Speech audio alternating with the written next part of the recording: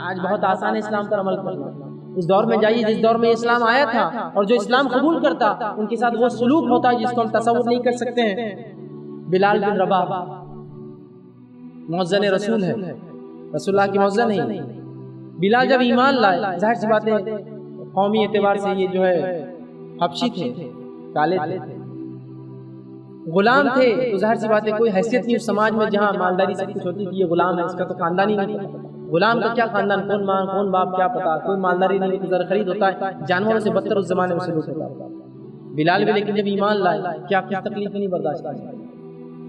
لیکن میں آج مسلمان آج کا چاہتا ہوں کہ مجھے رتی برابر بھی تکلیف اسلام کی وجہ سے نہیں آنا، اور پھر آخرت میں جنت مجھے چاہیے. اس کے بعد سبحان اللہ کیسے ہو سکتا ہے بغیر قربانیوں کے تصور کر. اللہ نے وہی تو کہا کیا حسبتم ان تدخلوا الجنہ، کیا تم صرف گمان کرتے ہو جنت میں یوں ہی چلے جاؤ؟ ابھی آزمایا کہاں ہے پچھلی قوموں کی جیسا تمہیں. جنت ایسے نہیں ملتی آسان نہیں. اسلام پر چلنا اتنا آسان نہیں ہے. میرے اور آپ کے لیے ہے لا الہ الا اللہ کہہ دینا اور بعد میں شرک بدعت سب کچھ کرنا اور اسلام ایسے سمجھ کے چلنا. بلال کے لیے آسان نہیں تھا. بلال جانتے تھے کہ بغیر قربانیوں کے ایمان نہیں ہوتا، مجھے قربانیاں دینی پڑیں گی اس دین کے لیے. اور جو سلوک بلال کے ساتھ ہوتا سب جانتے ہیں. گرم ریت پر بلال لٹا دیے جاتے رضی اللہ عنہ، اور ہلے نہ بول کر سینے پر ایک بڑا پتھر رکھ دیا جاتا. پھر بھی بلال ایک ہی بات کہتے ہیں. جب اس ٹائم وقت میں کلمہ نہیں تھا تو وہ کہتے احد احد، ایک اللہ ایک اللہ، میں شرک نہیں کروں گا. اور بلال کو اتنی اذیت دی جاتی کہ کبھی کبھار گلے میں رسی ڈال کر اور باش قسم کے لڑکوں کے ہاتھ میں رسی دے دی جاتی. بلال کے ساتھ جانوروں جیسا سلوک ہوتا، لیکن بلال اسلام سے نہیں تھے. خباب بن ارد رضی اللہ عنہ کے تعلق سے آتا ہے جب یہ ایمان لائے تو ان کے ساتھ جو کچھ سلوک ہوا، بہرحال اس سلوک کا بیورہ جب ہمیں ملتا ہے عمر بن خطاب کے دور میں. ایک مرتبہ جب یہ خلیفہ تھے، ایک صحابہ جمع تھے، کہا سب اپنے اپنے ایمان کا واقعہ سناؤ مجھے، کیا کیا تمہیں تکلیف ہوئی ایمان کی. چونکہ عمر کو تکلیف تو نہ ہوئی تھی جو دیگر کو ہوئی تھی. کیا کیا تمہیں تکلیف ہے اسلام کے لیے، سناؤ اپنے اپنے واقعہ. تو تمام ایک کے بعد دوسرے جو مجلس سے بیٹھے تھے اپنے اپنے ایمان کے واقعہ سنانے لگے. جب خباب بن ارد رضی اللہ عنہ کی باری آئی، کہا خباب تم بھی تو سناؤ تو واقعہ تمہارے ایمان میں کیا تکلیف ہے تمہیں برداشت کرنا پڑا. تو خباب بن ارد رضی اللہ عنہ نے کہا امیر المومنین بولنا میرے لیے بہت محال ہے، مشکل ہے، میں سمجھا نہیں پاؤں گا، صرف میں کچھ بتا دیتا ہوں شاید آپ بات سمجھ جائے. اور اپنے کرتے کو اٹھا کر پیر بتا دی. ان کی پیر کے تعلق سے آتا ہے کہ پیر پوری سفید ہو چکی تھی، جل جل کر جلد جو ہے سفید کوڑی ہوتا ہے. ان کو اتنا تپایا گیا، اتنا تکلیف دی گئی پیٹ پر، اتنے گرم جو ہے سلاخیں لگائی گئی کہ پیٹ کا رنگ ختم ہو کے کوڑ جیسی ہو چکی تھی، سفید تھی. اور جلد کا یہ حال تھا کہ ادھر چٹکی ادھر کی جلد ادھر چٹکی، سب جل کے پورا جو ہے روز جس کی جلد جلتی کیسے ہوتا وہ حال ہے.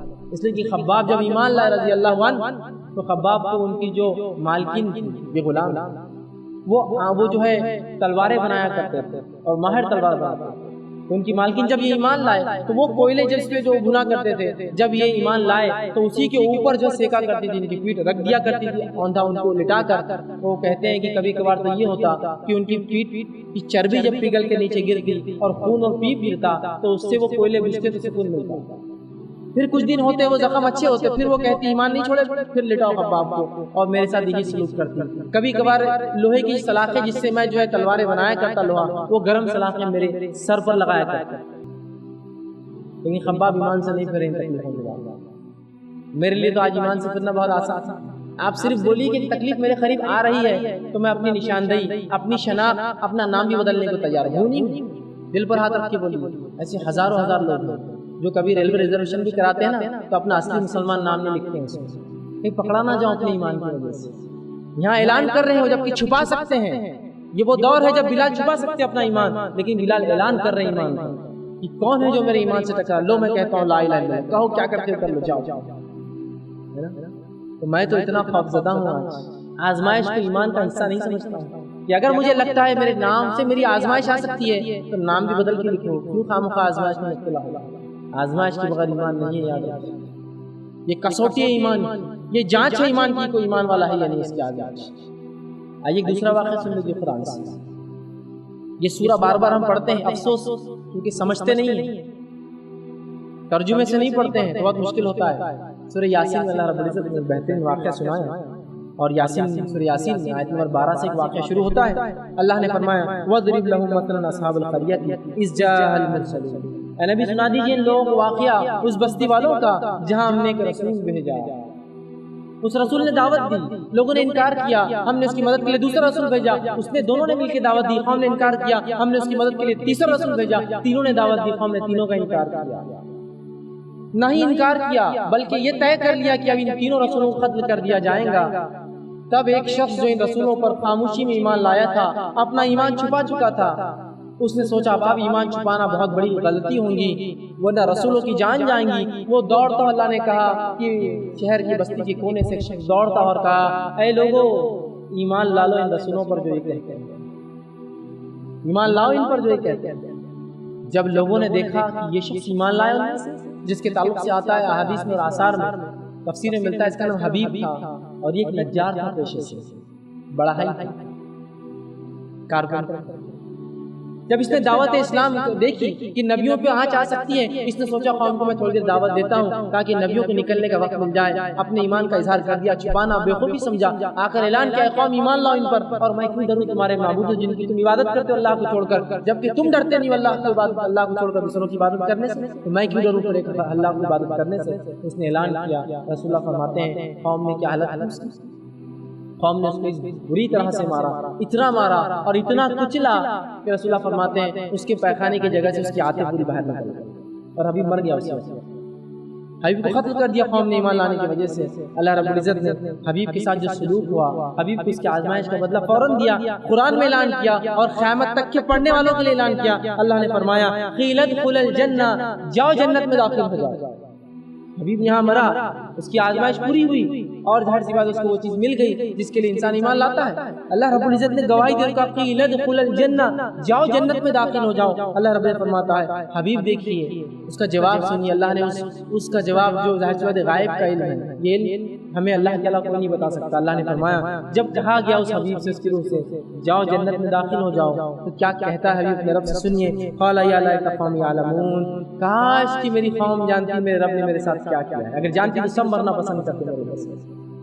حبیب نے جواب دیا قال یا لیت قومی یعلمون، کاش کہ میری قوم جانتی میرے رب نے کیا کیا ہے، بما غفر ربی وجعلنی من المکرمین، میرے رب نے میرے مغفرت کر دی، میرے گناہ معاف کر دی اسلام کی وجہ سے، وجعلنی من المکرمین، اور میرا شمار کر دیا عزت والے لوگوں میں، اکرام والے لوگوں میں، مرتبے والے لوگوں میں۔ یہ واقعہ قیامت تک کے لوگوں کے لیے عبرت کہ ایمان لانے والوں کے ساتھ ایسی آزمائش ہے ان کے ایمان کے مطابق آتی رہے۔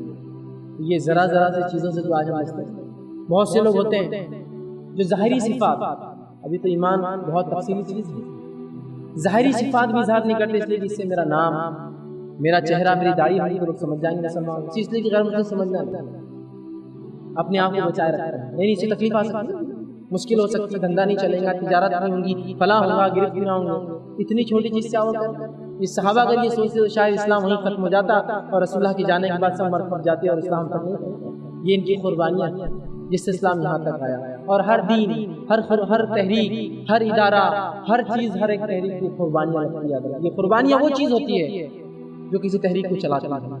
یہ صحابہ کی قربانیاں تھی جو اس دین کو لے کر واسطہ، اور قیامت تک کے لیے کی قربانیاں ان کا جی ملیں گا۔ اگر یہ بھی ہمارے جیسے ایمان والوں کو ڈر جاتے نہ کہ بھائی اس سے مشکل آ رہی، تجارت جاری، گھر بار جا رہا، تو شاید مشکل ہو جاتا۔ مصعب بن عمیر کو لے لیجیے، یہ مبلغ رسول ہے، نبی اکرم صلی اللہ علیہ وسلم نے مدینہ ان کو بھیجا اسلام کی دعوت دینے کے لیے، اور پورا مدینہ بشرف اسلام صرف انہی کے ہاتھوں پر ہوا۔ مصعب بن عمیر جب مدینہ گئے، دعوت اسلام دی، جب انہوں نے اسلام قبول کیا، ان کے تعلق سے آتا ہے مصعب کے تعلق سے کہ مصعب بہت مالدار شخص تھے، اتنے مالدار تھے کہ مصعب جو کپڑا ایک دن پہنتے دوسرے دن نہیں پہنتے۔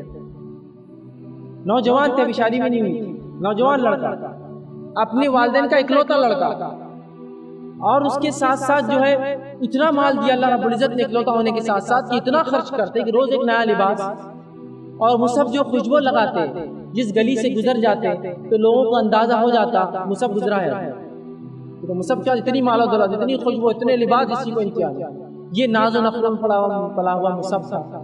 جب ایمان اللہ کے رسول صلی اللہ علیہ وسلم پر، تو گھر والوں نے کہا جائیداد سے چلو الگ ہو جاؤ۔ مصعب بن عمیر رضی اللہ عنہ نے کہا ٹھیک ہے، مجھے کوئی مسئلہ نہیں، اپنی جائیداد چھوڑ، والدین کا گھر چھوڑ دیا۔ اور حالت یہ تھی کہ جب مدینہ گئے تو پہننے کو لباس بھی نہیں ہوتا تھا، جو لباس آنکھ پر تھا تو ٹاٹ کا تھا، اگلا اور پچھلا، اور بیچ کے حصے کو کانٹوں سے جوڑتے تھے، اس لیے کہ سینے کے لیے تاغا نہیں تھا، تو کانٹے لگا دیا کرتے تھے تاکہ وہ لباس جو ٹکا رہے اپنی جگہ پر۔ اب اندازہ لگائی مصعب بن عمیر چاہتے تو ایک اچھی زندگی جی سکتے تھے، مالدار ہے، اکلوتے ہیں، مال و دولت ہے، سب کچھ ہے، کاہے کے لیے سب تکلیفیں برداشت ہے، لیکن سب کچھ قربان کیا اسلام کے لیے، اندازہ لگائی۔ اور روایتوں میں آتا بہرحال کہ جنگ بدر میں شہید بھی ہو گئے۔ تو جنگ بدر میں ان کے تعلق سے واقعہ آتا ہے کہ جنگ بدر میں جب یہ شہید ہوئے تو لوگوں کے پاس کپڑے بھی نہیں تھے دفنانے کے لیے۔ جب مصعب کے اوپر کپڑا ڈالا گیا، حدیث میں آتا ہے کہ سر ڈھکتے تو پیر کھل جاتا، پیر ڈھکتے تو سر کھل جاتا۔ یہ وہی مصعب ہے جو ہر روز ایک نیا لباس پہنتے تھے، یہ وہی مصعب ہے جو ہر روز خوشبو لگاتے تھے ایک سے ایک۔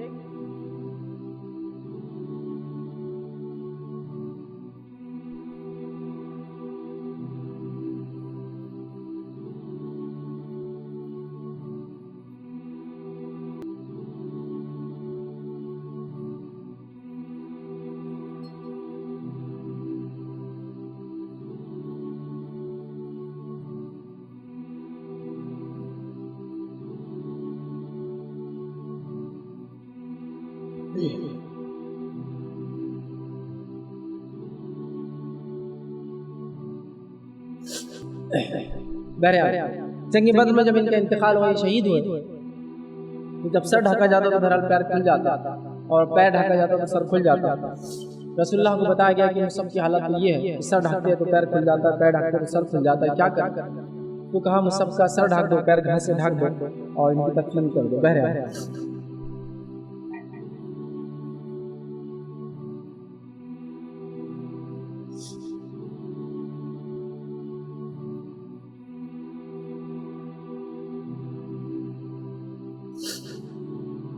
تو یہ بہرحال ایسی عظیم قربانیاں، یہ تو بہرحال ایک ہی مثال میں نے آپ کے سامنے رکھی، ایسی ہزاروں ہزار مثالیں قرآن میں اور ہزاروں ہزار مثالیں بہرحال حدیث میں آپ کو ملیں گے۔